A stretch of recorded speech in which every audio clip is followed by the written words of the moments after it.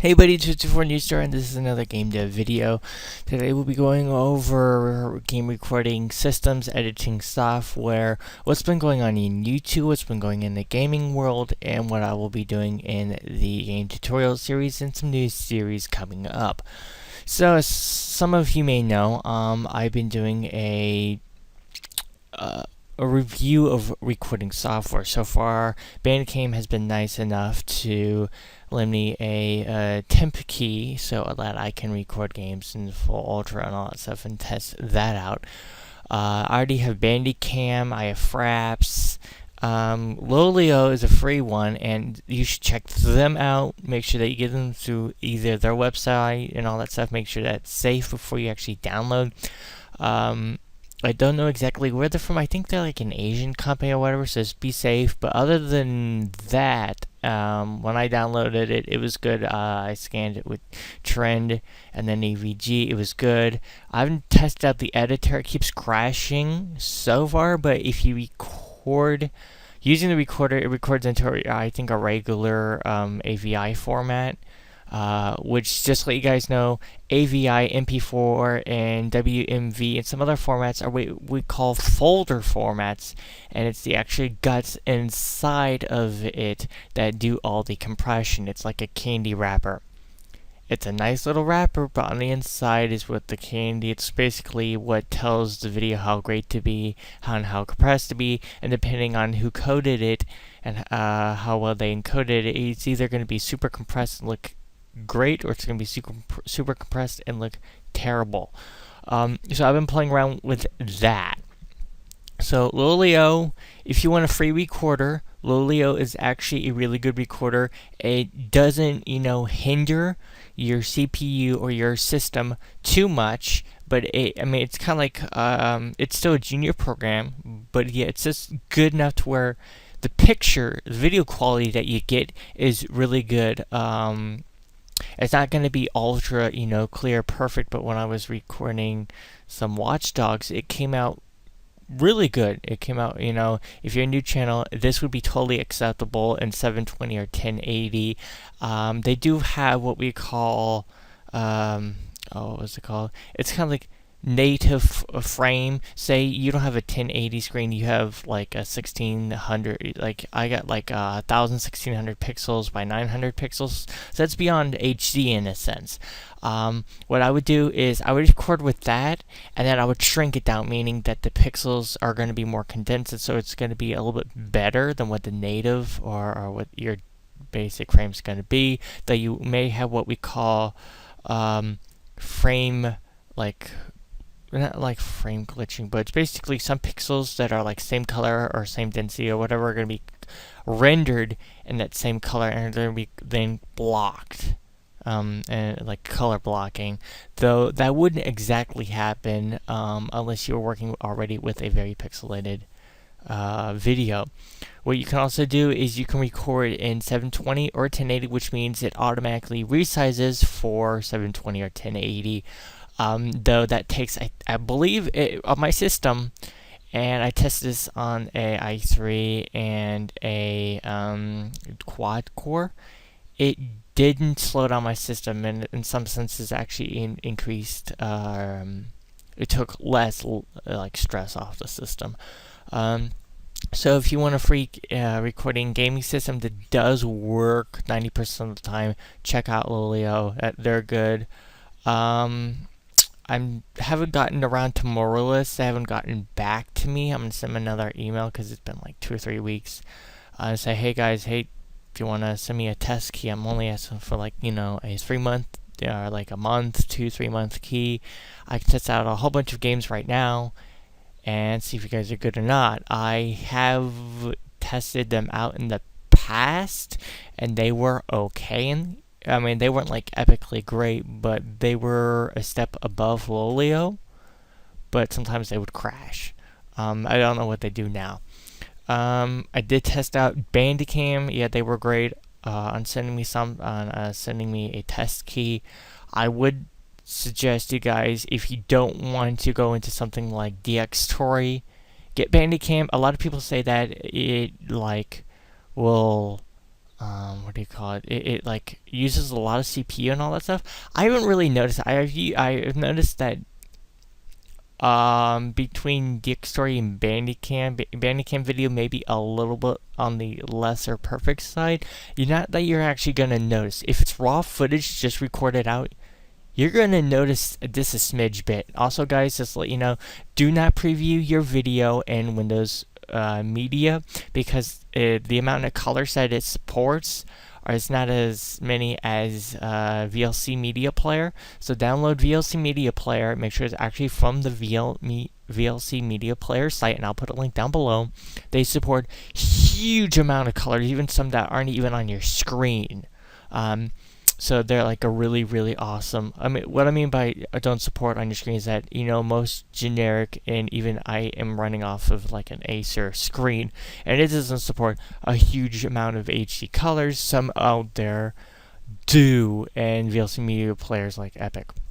So don't preview right after you record. Just play it in VLC, see what it looks like, and then render. And then when you play it in VLC and see if they look the same. If they do, are pretty close to what the original does, then just upload to YouTube and you're good to go. So yeah, Bandicam's really good. You're not going to actually notice total pixelation. We're getting really into depth on the pixelation due to the fact that YouTube just upgraded their codec. What this codec does is, if you have an HD video, it's going to try to keep the HD quality. But here's the thing, if you have a pixelated video, or say you record in 480, right here at 480, it's going to try to keep it 480. It knows it's automatically not HD. Yeah, okay. If you take a pixelated video, upgrade to 720, 1080, says, oh, you're running at, HD. I'll upgrade you to YouTube HD. And at this time, it's going to make it even worse. So if you have a pixelated video, try to re-record it at 480. Make sure it's a clean 480, because remember, if you can make a okay 720 but it looks worse on YouTube, make a pristine 480 video and then put it on YouTube, and then you're good to go. Because people aren't going to be able to put it to max screen because it's going to be super pixelated. They can upgrade. They can go from the regular screen, upgrade it once, because in YouTube there's three. There's small, medium, large. They probably upgrade it to medium without any huge issue. Okay, so let me get back to the Dxtory, and okay, so Dxtory, not Dxtory. Well, Dxtory records. The reason why I use Dxtory is because if I have extra CPU or whatever, say I have a graphics card, and I do have this with 1 gig, I'm about to upgrade to the 2 gig card on this computer.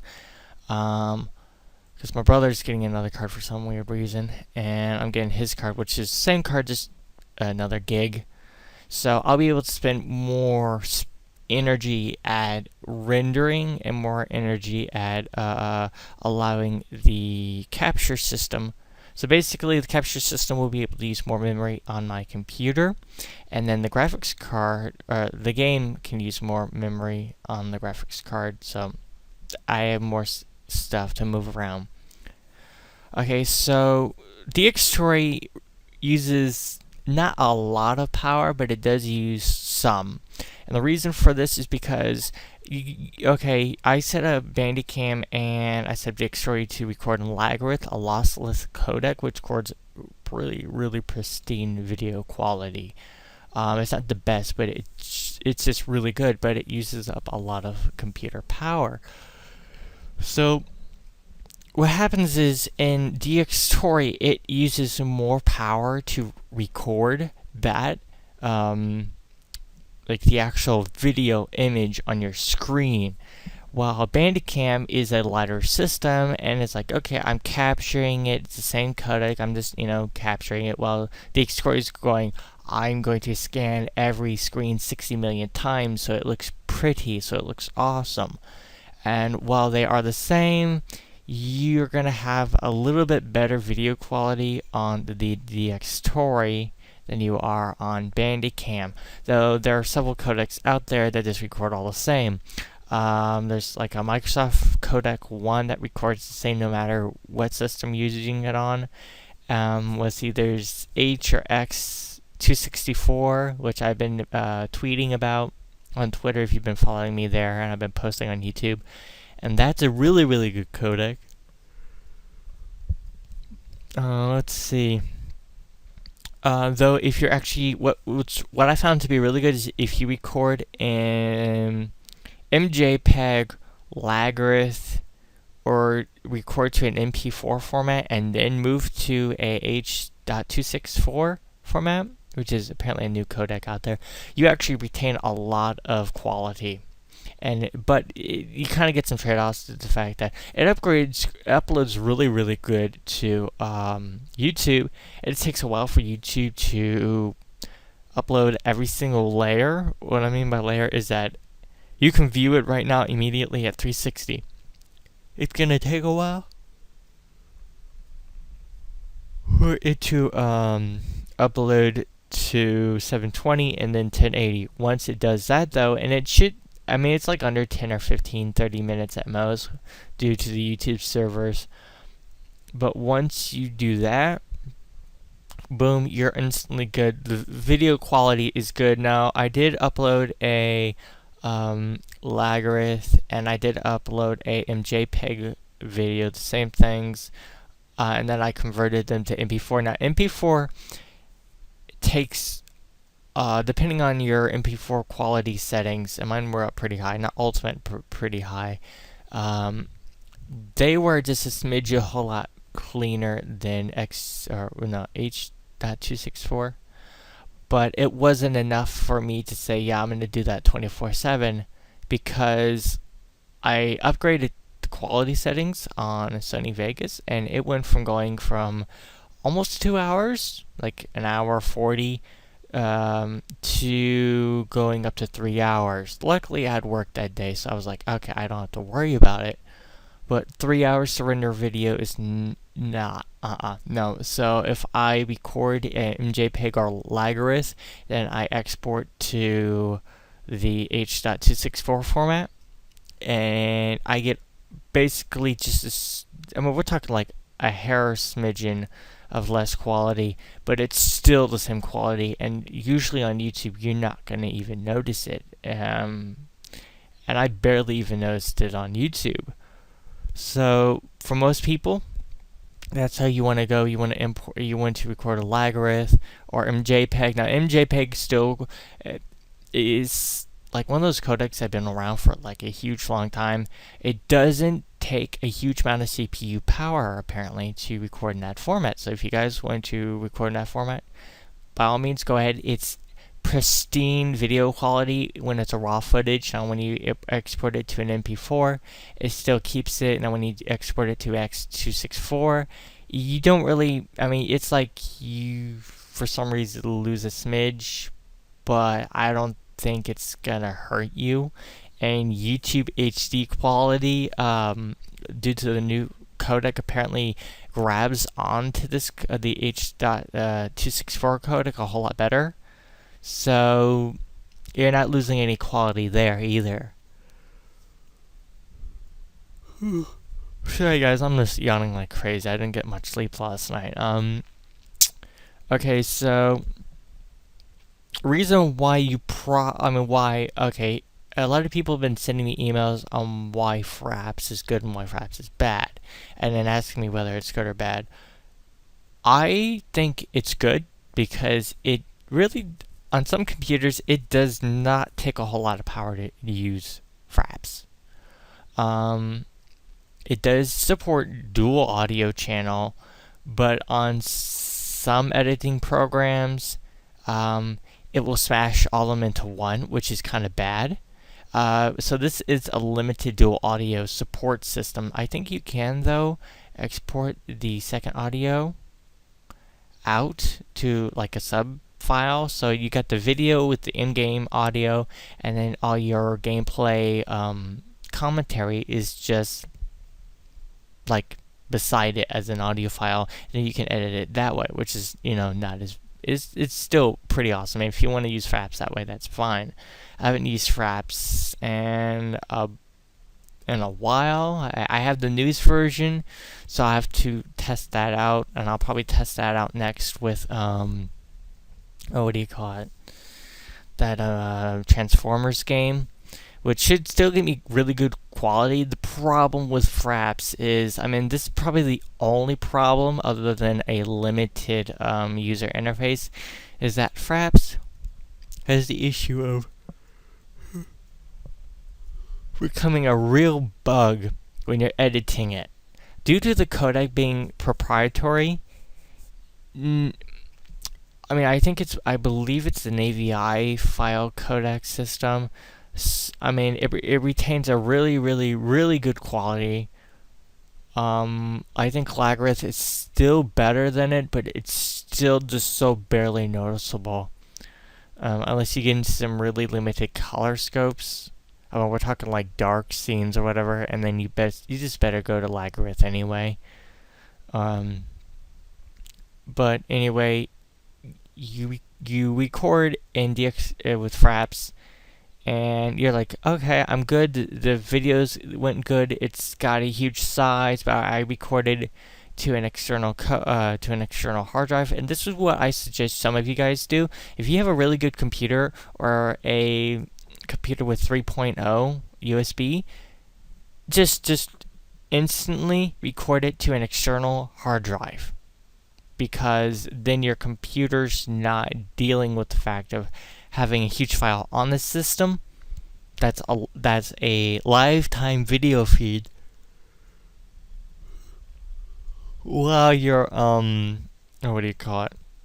Playing the game. So you're recording it, you have a lifetime video feed being synced and saved at the same time, and you're playing a game. Wow, that's just not going to happen. You have an external hard drive. Now all I have to do is saying, okay, I'm sending this video feed to the USB port to this external hard drive.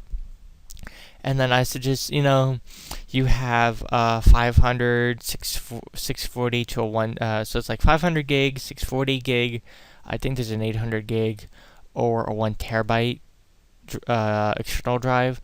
That way you have, in case something happens and you leave record on for a long time or whatever, you are good. You just edit out 300 gigs of empty space, and then you attach the gameplay files, and you're good to go. Problem is with Fraps is that it takes a long time for it to edit. I mean, I had no problem using Fraps, but Sony Vegas just doesn't really know how to figure it out, and even after it renders, I mean, the rendering looks great. It's just, I do not want to sit there again for 2 hours for something that should take an hour 20 or 45 minutes, depending on what your render settings are and how good your computer is. Maybe because I have a graphics card that allows me to do CUDA rendering, I can use my graphics card also to render, which should shave off between 15 minutes upwards up to 45 minutes.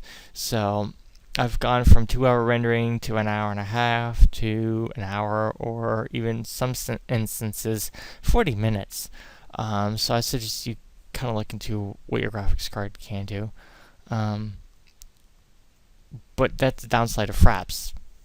Don't consider it a major downside, but if you upload a lot of videos, you're going to have some issues with rendering. Also, file size is a major issue. But it's like those two things are probably the only thing on Fraps that are kind of like a major issue due to the fix on the audio. They could update it, yeah, but it's not like going to be a killer issue. Okay, so it's kind of like I'm kind of nodding down. I'm kind of coming down to like what you should have for recording software. So what are the accepted softwares? Everybody says Fraps. Everybody says Dxtory. Bandicam's not bad. Some people say it's bad. I don't consider it bad. Just know what you're doing with it, because I was trying to record Plants vs. Zombies, and for some reason it wouldn't record that. Had to go to Fraps. Dxtory will record it. Lolio's not bad at all. MSI is a good recorder. It records some really good video. Shadow Play or something like that. That's a graphics card recorder. Now I have that on I believe the 751 gig card, and it records. I mean, it's very good quality. I wouldn't call it excellent, but it's very, very good quality. So if you have that and you record like 20-minute little sessions, that's really good. Hopefully they upgrade it to like you where you can record up to an hour, and then that would be really good. I would actually switch over to that because it does not hinder my frame rate. I'm still say my frame rate without recording is 50. My frame rate recording is between 33 and 40, so I'm still in the play sector. And that's with a normal recorder. If I'm playing with Shadow Play, and I believe that's what it's called with the upgrade with the NVIDIA cards, I'm still playing between on 55 frames. I'm like seriously still good on the frame rate. It doesn't hinder me at all. Okay, what do I use for editing? Okay, so I use Camtasia for like this type of video recording. It's also good for some light video game recording. For social games, like on Kongregate, Camtasia is okay. Though I believe that PlayClaw has a new version out with something like that you can record on that with really good quality. Bandicam, I would suggest kind of using Bandicam for that, and then Camtasia. But Camtasia is a good rendering software, good editing software. Windows Movie Maker has a very good upgraded system now. I wouldn't call them great, epic, awesome, all in one, total sentence or whatever. If they upgraded it to where it looked more like Cyberlink or a downgraded version copy of Sony Vegas with limitations or whatever, I'd totally go with that. With the editing bar on the bottom and all that stuff and some video effects. Basically how the original video editor was. That would be good because that was a whole lot better video editing system because you could move into the seconds. I don't think it did milliseconds, but it did seconds, and then you could edit and see frame per frame on every second. So that was a really good system. I have Sony Vegas. I have two versions of Sony Vegas with me. I have a Movie Studio Platinum suit, and then I have the Movie Studio HD Platinum. So I have Movie Studio HD Platinum 11, and I have Movie Studio Suite Platinum Suite 12. And the reason I got the Movie Studio Platinum Suite 12 is because it actually came with New Blue Effects, which is some sort of free effects software that came with it that I'll probably be using pretty soon, and some Red Giant software and some audio software that came with it. What is it called? I have no idea what it's called. But they've got some recording software that I may use for audio podcast. SoundForge, there we go. It's got DVD Architect, SoundForge, Pixelcast, blah blah blah, a whole bunch of good stuff with it. Haven't really used it fully. I've been using it a lot though, so I do a lot of editing with it, and I do really prefer the Sony Vegas software. It is. I mean, I wouldn't get the newest one. I mean, I got both of these on sale. I think Sony Movie Studio was like $30, and then the Platinum suit was $35-40. So don't get them new. Get the last year's version, because you don't need to be spending a couple $100 on editing software. Cyberlink software, I got like 2 or 3 versions of them. They're not bad either. They're really good. That they don't import some of the formats that Sony Vegas does, and even Windows Movie Maker will import some formats that are like don't even import correctly into the Sony Vegas. Okay, so that's video recording software, that's editing software. Yeah, the last thing would be probably get a microphone, and if you're doing commentary, get a head mic, get a what we call is a audio jack to USB connector, so that you can record pristine audio. So I've set this to record at what was it, 48? I think it was 48,000 hertz. So it's like at CD quality, and then that records straight from the audio jacks to the USB, and keeps it at the 48,000 hertz, instead of degrading it in the audio jack system. It goes straight into USB format, boom, and into your ears.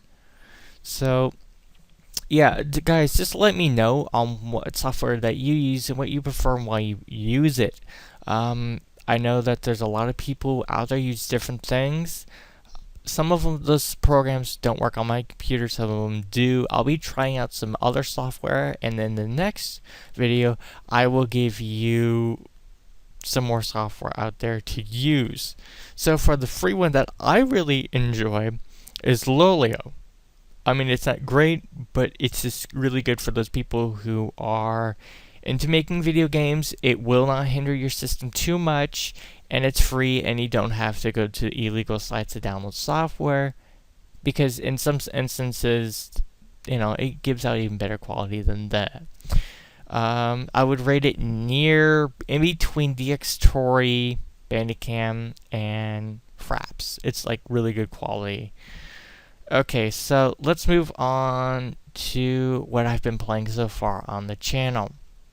And this is probably going to be a very long video. Sorry about that. Okay, so I've been playing Wolfenstein, and we're almost finished with that. Half a mission and one more mission to go, and then we're done. You'll probably see a couple more episodes of that real quick today. Let's see. I've also been doing that machine game. Was it Transformers? It's been an okay game. I wouldn't say pay full price for it, but it is a really good, fun game. And then Watch Dogs. Watch Dogs has been fun. I hate the bugginess of it. It's like really, really annoying to know that you're almost about to drive into a wall that's actually not really there. So I think bug fixes are like a must. And then I've been having some issues with frame drops. I will instantly go into a frame drop on Watch Dogs, and I have everything set on minimum. I'm running at 180, 200 frames per second, and I instantly go into 8 frames per second. You just, no. That's like really, really stupid. Now, I know there's some tricks with the anti-aliasing. Like, you go into your NVIDIA card or your AMD card, and you fix some anti-aliasing there. Then you go into the game, and you set the anti-aliasing to either none or just one above one, which I think is the FXAA or something like that. And then you'll be good. So far, that's worked for me. Some say go to no border or seamless border. I still have mine set to full screen, and my frame rate's still jumping between the 30s and the low 50s. Sometimes just staying at the 40s. So I haven't had like a huge gigantic issue. That's what I've been playing. Been looking at some new games. I can't wait till Doom 4 testing comes out, so that'll be fun. Okay, and tutorials. Today or somewhere tomorrow before I go to work, I should have a video on ammo pickups, ammo limits, so you don't pick up 1,000 shells. You pick up, your max amount for the assault rifle is 200. Your max amount for the shotgun is 180. Your max amount for the pistol is going to be, maybe 200 or, just 100 bullets. And then we'll go into probably Alien, the Covenant weapons, and then picking up weapons. So first, what we'll probably do in the next tutorial is have the shotgun limit, the assault rifle limit, dropping weapons, so you can either carry 2 assault rifles or 2 shotguns or 2 pistols or whatever, and dropping weapons, picking up weapons, throwing grenades, and then the video after that should be enemies. So we'll have probably a grunt in there at the moment, and all he'll do is to shoot at you to show that you have a health bar, and it'll be probably, after it reaches a certain moment of, you got shot to 80, okay, if there's a delay to where you're not getting shot, then regrow the health. But if you can continually get shot, then you won't grow health. So that's what the next couple videos will be, and then it will be a whole bunch of enemies. Then we'll probably do the flood. There'll be probably an end-game thing, or where you blow up the whole level or whatever. It's not going to be super complex. And I'll probably go to my next tutorial series. I'll probably pick up Tappy Plane again and finally put a finishing touch to that. Don't know exactly what to do for the next kind of tutorial series. If you guys got some, examples, or not examples, but ideas on what you want to do next, please message down below or send me an email. Oh dang, I'm just so tired today. But yeah, I'll probably look around to see what people want in the past videos and build a little series on that. But yeah, hopefully guys you enjoyed this little video. Hopefully it's not too long, and I will see you in the next video. So stay strong, play those video games that you like, and learn how they made them, and I will see you guys later. Bye.